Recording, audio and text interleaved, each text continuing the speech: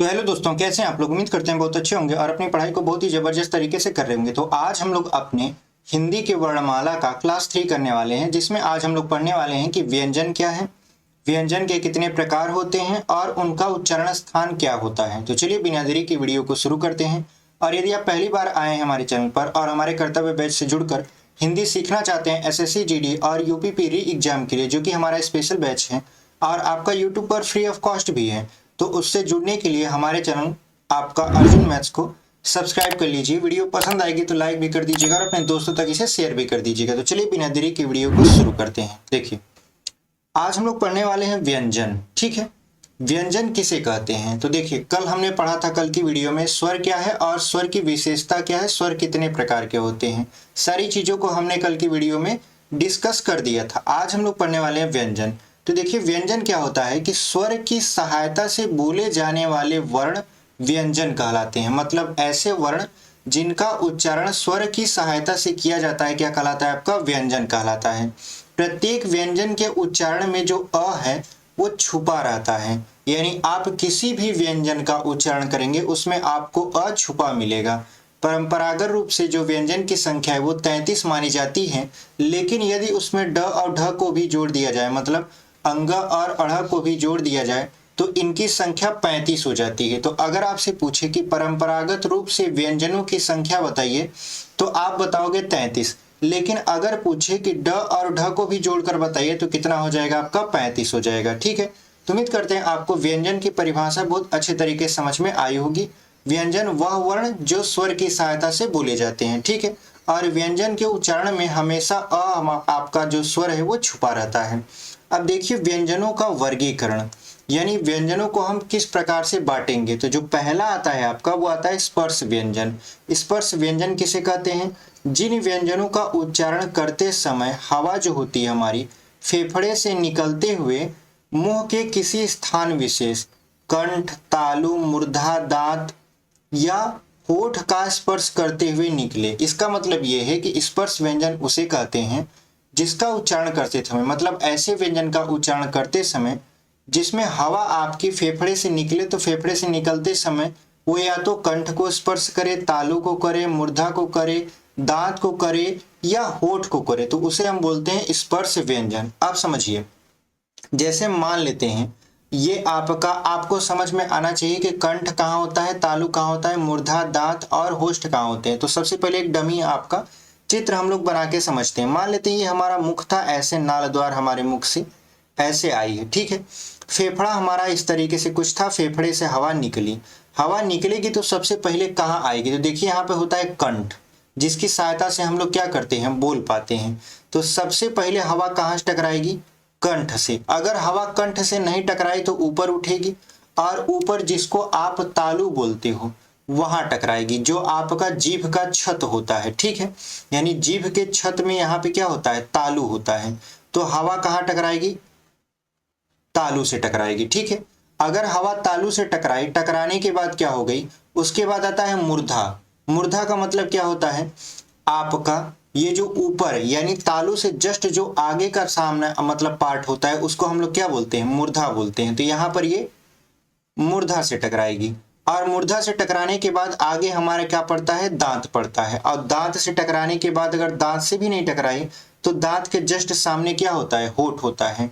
तो जो हमारा स्पर्श व्यंजन है उसमें जो हवा होती है वो फेफड़े से निकलती है, तो कंठ, तालु, मूर्धा, दांत और होठ से क्या करती है, वो बाहर निकलती है। ठीक है, तो उम्मीद करते हैं आपको यहां तक समझ में आया होगा। चलिए बढ़ते हैं आगे।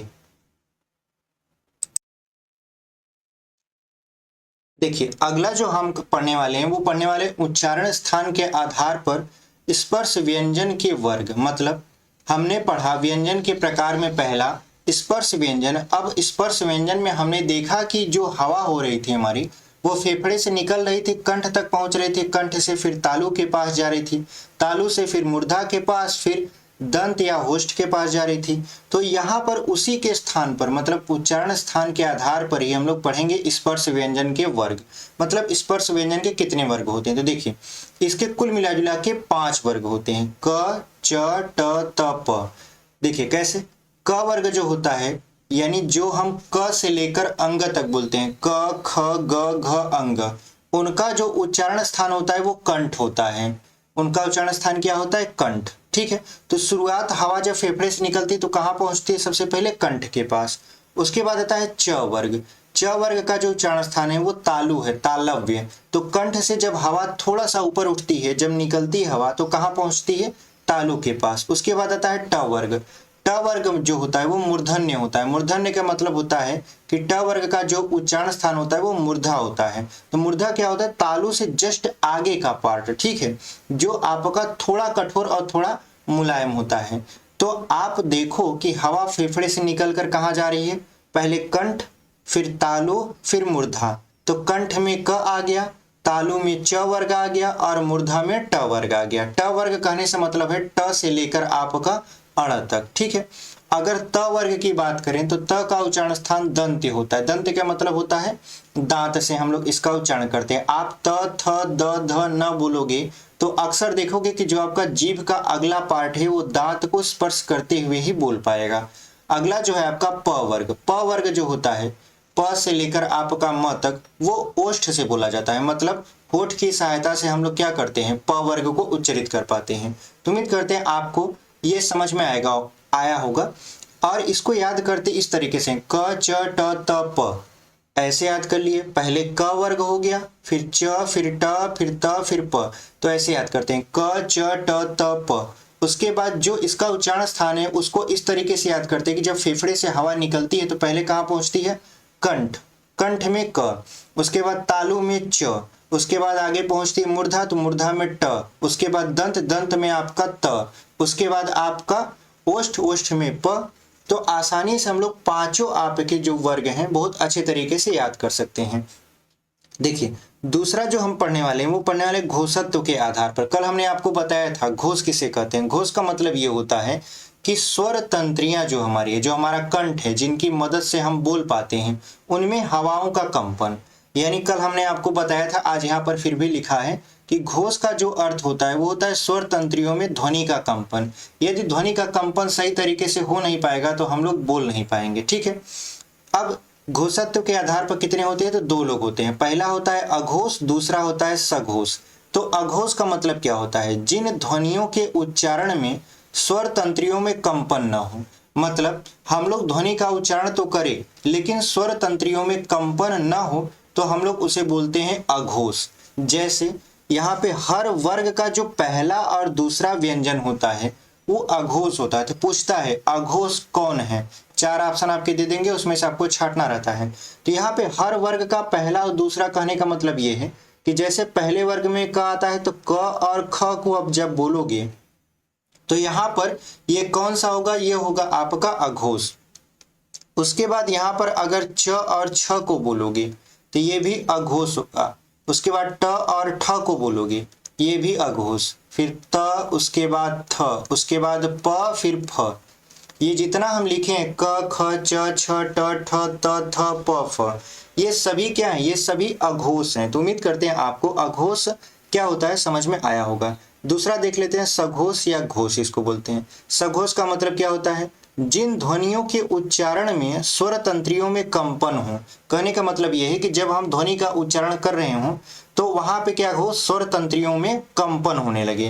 कंपन होने लगे तब जाके हमारा ध्वनि अच्छे से निकलेगा। तो ये कौन सा वर्ग होता है? तो देखिए, हर वर्ग का तीसरा, चौथा और पांचवा व्यंजन। तो देखिए पहला और दूसरा तो पहले में आ गए, तो बचा कौन? बचा तीसरा, चौथा और पांचवा। वही आपका क्या हो जाएगा? घोष हो जाएगा या सघोष हो जाएगा। जैसे तीसरे में अगर हम क, ख की बात करें तो दो लोग ये हो गए। उसके बाद आता है ग, फिर घ, फिर अंग। ये तीन जो हैं ये आपके सघोष कहलाएंगे। ऐसे च वर्ग में कौन आएगा? च, छ तो ऊपर वाले में हो गए, तो क्या बचेगा? ज बचेगा, फिर झ बचेगा, फिर इ बचेगा। ऐसे ट, ठ में होगा, त, थ में होगा और प, फ में होगा। तो उम्मीद करते हैं आपको उच्चारण स्थान के आधार पर स्पर्श व्यंजन के वर्ग यहाँ तक बहुत अच्छे तरीके से समझ में आए होंगे। तो चलिए बढ़ते हैं आगे।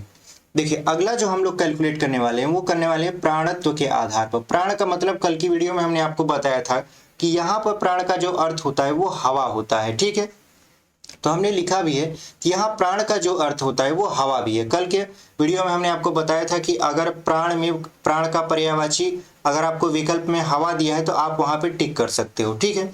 तो ये जो प्राणत्व के आधार पर हैं ये भी दो प्रकार के, कौन कौन से, अल्प प्राण और महाप्राण। अल्प प्राण का मतलब क्या होता है कि जिन ध्वनियों के उच्चारण में मुख से कम हवा निकले। कहने का मतलब ये होता है कि जब भी हम बोलते हैं तो हमारे मुख से हवा निकलती है, अगर हमारे मुख व नाक से हवा न निकले तो हम शब्दों को उच्चरित ही नहीं कर पाएंगे। तो इसलिए मुंह और नाक से हवा का निकलना बहुत जरूरी है। लेकिन हवा ज्यादा निकल रही है कि कम निकल रही है, इसके आधार पर इसको दो भागों में बांटा गया है। पहला आपका अल्प प्राण, दूसरा महाप्राण। तो अल्प प्राण का मतलब क्या होता है, अल्प मतलब थोड़ा, यानी जिन ध्वनियों के उच्चारण में मुख से कम हवा निकले। तो हर वर्ग का जो पहला, तीसरा और पांचवा व्यंजन होता है वो आपका अल्प प्राण होता है। जैसे अगर पहले का बोले तो क, उसके बाद तीसरा हो जाएगा ग, और पांचवा जो होगा वो अंग होगा। ये क्या है, क, ग और अंग, ये अल्प प्राण है। ये क्या है आपके अल्प प्राण। ऐसे अगर दूसरा वर्ग देखे च वाला तो च हो जाएगा, फिर ज हो जाएगा, फिर इया हो जाएगा। ये भी क्या है आपके अल्प प्राण है।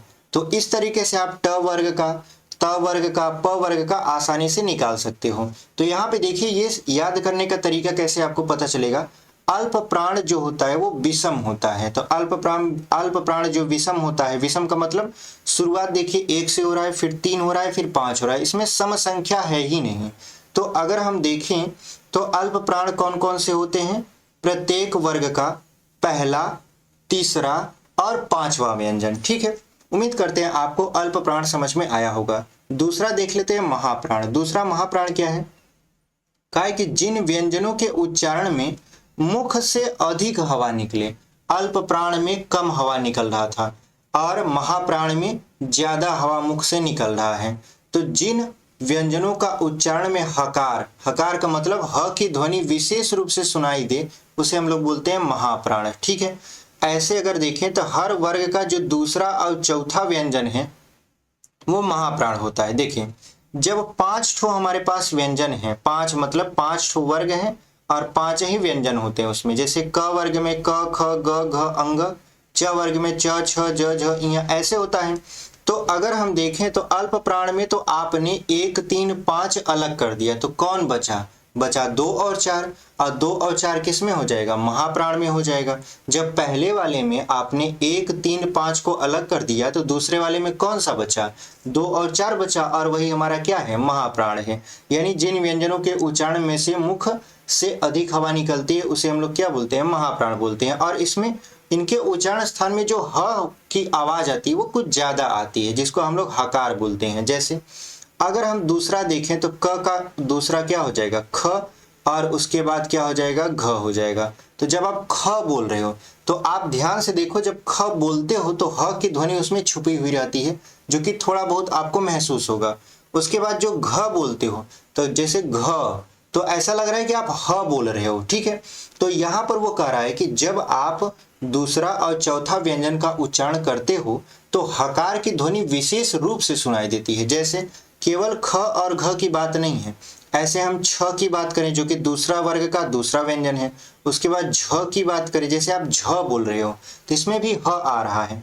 ऐसे अगर बात करें हम ठ की, उसके बाद किसकी बात कर लें, ढ की, तो अगर आप देखो तो ट और ठ ये आपके किस तरीके से आवाज उत्पन्न कर रहे हैं, इसमें हकार की ध्वनि आपको महसूस होती हुई आ रही होगी। तो उम्मीद करते हैं आपको प्राणत्व के आधार पर व्यंजन वर्ण का जो वर्ग था, 2 प्रकार का, अल्प प्राण और महाप्राण, बहुत अच्छे तरीके से आपको समझ में आया होगा। चलिए बढ़ते हैं आगे।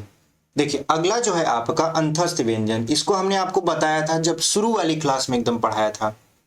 अंतस्थ व्यंजन क्या होता है, य, र, ल और व को अंतस्थ व्यंजन कहते हैं। चूंकि हम लोग यहाँ पर व्यंजनों का उच्चारण स्थान देख रहे हैं तो इनका उच्चारण स्थान भी हम लोग देखेंगे। अंतस्थ व्यंजन किसे कहते हैं, जिन वर्णों का उच्चारण पारंपरिक वर्णमाला के बीच अर्थात स्वर व व्यंजनों के बीच स्थित होता है। अगर आप देखो तो अ से लेकर अह तक तो आपका स्वर हो जाता है, जिसमें आपका री, अंग और अह ये हटा दें तो उच्चारण के स्थान पर 10 स्वर मिलते हैं, बाकी तो ऐसे 13 होते हैं।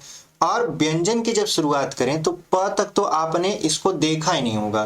प के बाद आपका आता है य, र, ल, व। ये आपके क्या कहलाते हैं? अंतस्थ व्यंजन कहलाते हैं। तो जिन वर्णों का उच्चारण पारंपरिक वर्णमाला के बीच अर्थात स्वर व व्यंजनों के बीच होता है उसे हम लोग बोलते हैं आपका अंतस्थ व्यंजन। या ऐसे भी आप परिभाषा दे सकते हो कि य, र, ल, व को अंतस्थ व्यंजन बोलते हैं।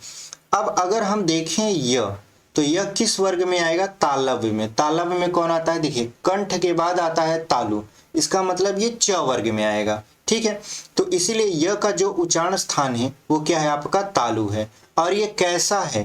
तो ये सघोष है और अल्प प्राण है। सघोष का मतलब क्या होता है? एक होता है अघोष, एक होता है सघोष। तो अघोष में तो आपका जो ध्वनियां होती हैं वो कंपन ही नहीं करती, लेकिन सघोष में कंपन करती हैं। अल्प प्राण क्या मतलब होता है?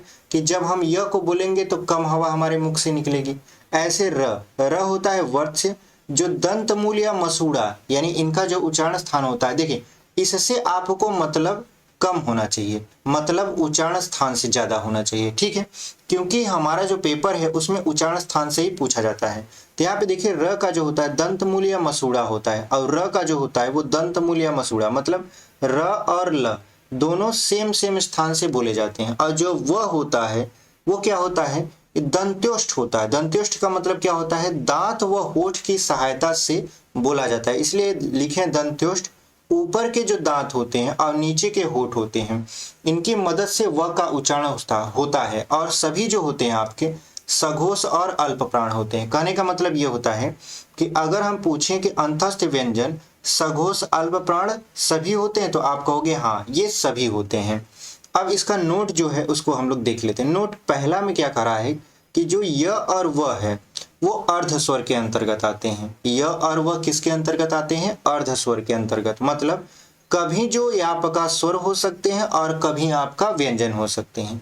यानी जो य और व है वह ध्वनि जो कभी स्वर भी हो सकता है और कभी व्यंजन भी। अगर र की बात करें तो र आपका क्या होता है? लुंठित। लुंठित क्या होता है पहले इसको समझो। लुंठित का मतलब यह होता है कि जिसके उच्चारण में जीभ तालु से लुढ़क कर स्पर्श करे। जैसे आप र बोलते हो तो आपका जो जीभ है वो तालु को स्पर्श करता है लेकिन घूम कर स्पर्श करता है, तो आपका र क्या है? लुंठित है। इसको याद करना बहुत इंपॉर्टेंट है। ल जो होता है पार्श्विक होता है। पार्श्विक का मतलब क्या होता है? जिसके उच्चारण में जो हवा होती है जीभ की बगल से निकलती है। जब आप ल बोलते हो तो जो आपकी हवा है जो फेफड़े से निकलकर बाहर आ रही है वो जीभ के बगल से होकर निकलती है, तो हम लोग ल बोल पाते हैं। तो उम्मीद करते हैं आपको यहाँ तक बहुत अच्छे तरीके से समझ में आया है। ठीक है, चलिए बढ़ते हैं आगे। देखिए अगला जो है आपका उष्म संघर्षी। उष्म व्यंजन बोल दीजिए या संघर्षी व्यंजन बोल दीजिए, एक ही बात है। इसमें उष्म व्यंजन किसे कहते हैं? तो आपका जवाब होना चाहिए स, ख, स, ह। स, ख, स, बहुत लोग स, स, सह बोलते हैं, तो स, ख, सह जो होता है आपका ये उष्म व्यंजन के अंतर्गत आता है। तो सबसे पहले ये पढ़ लेते हैं कि जिन व्यंजनों का उच्चारण करते समय वायु मुख में किसी स्थान विशेष पर घर्षण या रगड़ खाकर निकले और उष्मा या गर्मी पैदा करे। यानी जब आप इसे बोलोगे तो हवा जो निकलेगी वो घर्षण के साथ निकलेगी और उष्मा के साथ निकलेगी। यानी जब इसे आप स बोल रहे हो तो स में हवा क्या कर रही है? आपके मुख से घिस कर निकल रही है, मतलब रगड़ खाकर निकल रही है। तो ऐसे आपके व्यंजन को बोला क्या जाता है? उष्म संघर्षी व्यंजन या उष्म व्यंजन। अगर इनका उच्चारण स्थान देखें तो ये आपका जो स है उनका उच्चारण स्थान तालु से होगा, ख का मूर्धा से होगा, स का दंत मूल या मसूड़ा से होगा, ह का स्वर यंत्र। स्वर यंत्र का मतलब होता है कंठ के भीतर, यानी कंठ के भीतर जो स्वर यंत्र आपके लगे हुए हैं उनकी मदद से ह का उच्चारण स्थान होता है। अगर हम ह को छोड़ दें तो सभी आपके अघोष और महाप्राण हैं। केवल ह जो है वो सघोष और महाप्राण है। सघोष का मतलब क्या होता है? स्वर यंत्रियों में स्वर का कंपन, यानी स्वर का कंपन हो रहा है हमारे स्वर यंत्रों में। और यह महाप्राण इसलिए है क्योंकि जब इसका उच्चारण होता है तो हवा जो होता है वो बहुत ज्यादा मात्रा में मुख से निकलता है। तो उम्मीद करते हैं आपको उष्म संघर्षी व्यंजन समझ में आया होगा। ये जो आपका कॉलम है ये बहुत इंपॉर्टेंट है, ये वाला उच्चारण स्थान वाला, तो आप इसको एकदम अच्छे से समझ लीजिए। अब देखिए आप देखोगे अंग लिखे और ढ लिखे हैं, इसको बोलते हैं उच्छिप्त व्यंजन। ठीक है, उच्छिप्त व्यंजन यहाँ पर हम लिखे नहीं हैं, लेकिन इसको क्या बोलते हैं, उच्छिप्त बोलते हैं, जिनके उच्चारण में जीभ पहले ऊपर उठकर मूर्धा का स्पर्श करे और फिर झटके के साथ नीचे आए। जैसे आप अंग बोलते हो या ड़ बोलते हो, जैसे लड़का, आपने लड़का में देखिए जैसे हमने लिखा है लड़का, तो जब आप लड़ पढ़ रहे हो तो यहाँ पर आपका जो जीभ है वो तुरंत ऊपर उठता है जल्दी से और आपके तालू के थोड़ा सा आगे जो मूर्धा है उसको स्पर्श करता है और झटके के साथ नीचे गिरता है। जैसे अगर हम कहें पढ़ाकू, अगर हम बोले पढ़ाकू, तो पढ़ाकू जैसे आप कहोगे ढा, तो देखो कितना तेजी से आपका जो जीभ है वो मूर्धा को छूकर वापस नीचे आता है। आप इसे पढ़कर भी टेस्ट कर सकते हो। तो जो आपका अंग औढ़ है वो क्या है, आपका उच्छिप्त व्यंजन है, ठीक है। यानी उच्छिप्त व्यंजन उसे कहते हैं जिसमें जो जीभ होती है हमारी वो तुरंत छत को छूती है, छत मतलब मूर्धा को छूती है और उसके बाद तुरंत वापस आ जाती है। अब नोट पढ़ लेते हैं, जो अंग और ढ है हिंदी में इसे विकसित व्यंजन है। हिंदी के क्या है आपके विकसित व्यंजन। क्यों इसे विकसित व्यंजन कहा गया, क्योंकि ये संस्कृत में शुरुआत में थे ही नहीं। मतलब आपका जो हिंदी है वो तोड़ मरोड़ के कहाँ से लाया गया है, संस्कृत से ही लाया गया है। तो जब संस्कृत से हिंदी लाया गया था तो वहां पे अंग और ढ था ही नहीं, तो इसे हिंदी में बनाया गया अपने से। तो जब बनाया गया इसलिए इसको नाम दिया गया विकसित व्यंजन। तो अगर आपसे कोई पूछ ले कि विकसित व्यंजन कौन से हैं, तो अंग है और ढ है। तो उम्मीद करते हैं आपको यहाँ तक बहुत अच्छे तरीके से समझ में आया है। तो चलिए बढ़ते हैं आगे। आगे जो है आपका इनका उच्चारण स्थान देख लेते हैं। जैसे अंग जो होता है वो मूर्धन्य होता है, सघोष होता है और अल्प प्राण होता है। मूर्धन्य का मतलब मूर्धा को छूता है, सघोष का मतलब क्या होता है, सघोष का मतलब ये होता है कि स्वर यंत्र इसमें कंपन करते हैं। अल्प प्राण का मतलब क्या होता है कि इसमें हवा बहुत कम निकलती है। और अढ़ की बात करें तो ये भी मूर्धन्य होता है, सघोष होता है, लेकिन ये महाप्राण होता है। महाप्राण का मतलब जब आप ढ़ को बोलोगे तो बहुत ज्यादा मात्रा में आपके मुख से हवा निकलेगी। तो उम्मीद करते हैं आपको हमारा ये वीडियो यहाँ तक पसंद आया है। और यदि आप अभी तक हमारे चैनल पर बनकर वीडियो को देख रहे हैं और चैनल को अभी तक सब्सक्राइब नहीं किए तो चैनल को सब्सक्राइब कर लीजिए। वीडियो पसंद आएगी तो लाइक कर दीजिएगा और अपने दोस्तों तक इसे शेयर भी कर दीजिएगा। तो चलिए मिलते हैं आपसे एक अगले वीडियो में, तब तक के लिए धन्यवाद।